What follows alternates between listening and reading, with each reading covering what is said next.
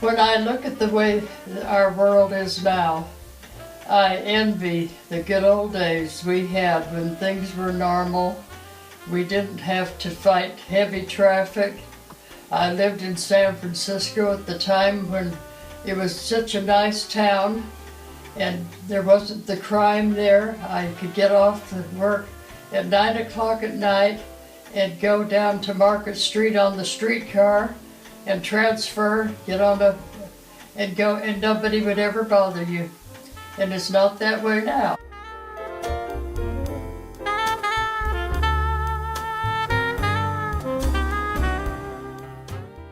And that little house had a kitchen, formal dining room, and the living room, and a breakfast nook, and then it had the nice bedroom and bath. And downstairs on the garage level was another bedroom and a half bath down there. Wow. For $38 a month. And those were the years when the war was on, and we had blackouts, and the game wardens would come around and see if you had any light showing up to the sky, because they were afraid of U-boats out in the harbor. And so they'd knock on your door. we had the bathroom light one time where the light well showed up there, so they rapped on the door and said, "Douse that light." So we had to be very careful when the air raid sirens were blowing. How often did the air raid sirens blow? They blow the air raid siren when they wanted a complete blackout. Did that happen daily or weekly or not monthly? Not a whole lot, but every once in a while they were suspicious of U-boats maybe out in the harbor or unidentified planes that they were tracking down. And so they would blow the air raid sirens and then everybody dashed their lights. But we were on a kind of our backyard was a kind of a slope. And Shell terraced it, and we had a victory garden. They wanted everybody to plant a victory garden, and we raised the best vegetables. He had it all terraced, and he had little waterways running through the rows, and we supplied the whole neighborhood. So at that time, did you can vegetables, or did you just I eat didn't them? then, because I was working, And so I would catch the streetcar down just a block from where we lived and go down, and I could catch the other one to get over. When I used to go to work downtown, then I'd go and catch the Mission streetcar to go down. But then I started working up in that area, just a few blocks from where our house was, and so I was working there when we moved to Sacramento. But I lived in there to San Francisco for 10 years altogether. But we rented that house for 5 years for $38 a month.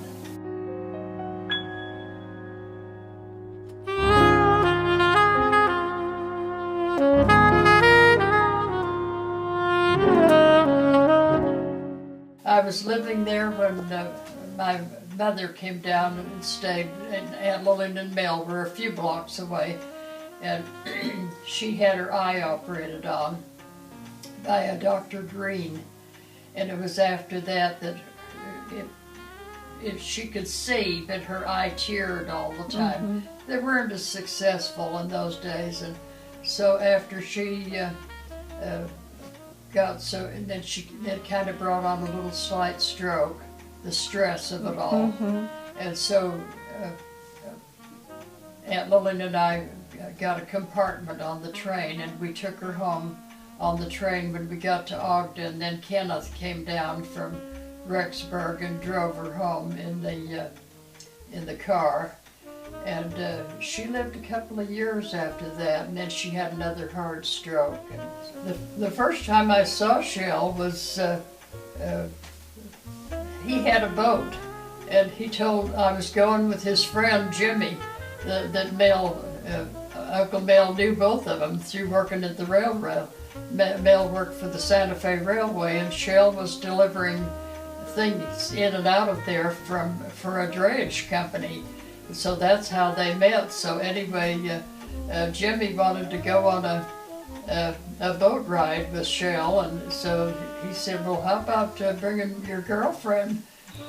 So I can see Shell yet handling that boat. We went out somewhere in Tomales Bay, And I never thought much of him then, but he was so darn friendly and everything. But it wasn't too long after that Jimmy went to Los Angeles to work, and as soon as he left, Shell called me to see if I'd like to go out. So he started taking me out, and I always laughed at Aunt Lily, and she said, Jimmy was so much better looking than Shell.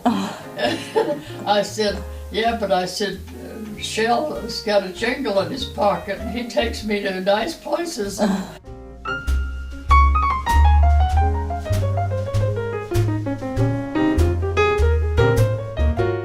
I'll never forget, I had never bowled before, and when we were still living in San Francisco, we came up here and spent a weekend with his sister and her husband, and they belonged to Stan worked for the Burkett Richards Cannery, and they were having a bowling league that night, so we went to they said, come on and we'll go bowling. And so we went and we rented shoes, and I can see Shell yet. He was grinning like an old Chessy cat. I went out there and threw that ball, and all the pins went down. And he was just grinning all over it.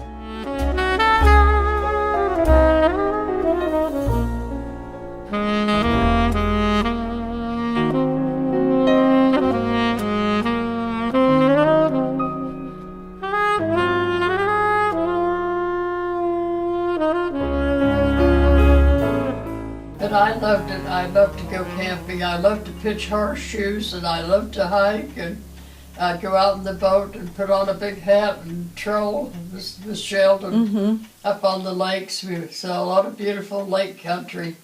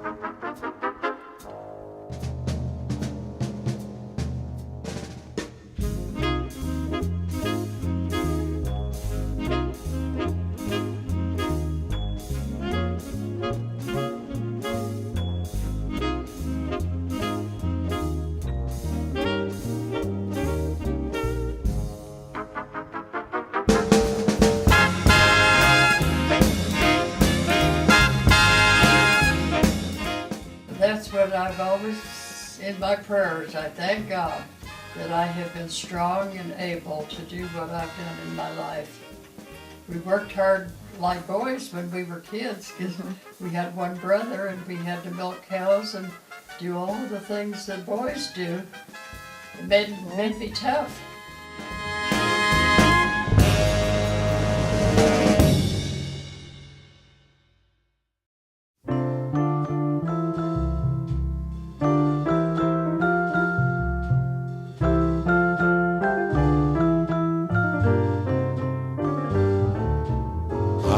Unforgettable, that's what you are. Unforgettable, though near or far. Like a song of love that clings to me, how the thought of you does things to me. Never before has someone been more unforgettable in every way. And forevermore, that's how you'll stay. That's why, darling, it's incredible that someone so unforgettable. I think you're going to make it to 100. I'm planning on it. Unforgettable too.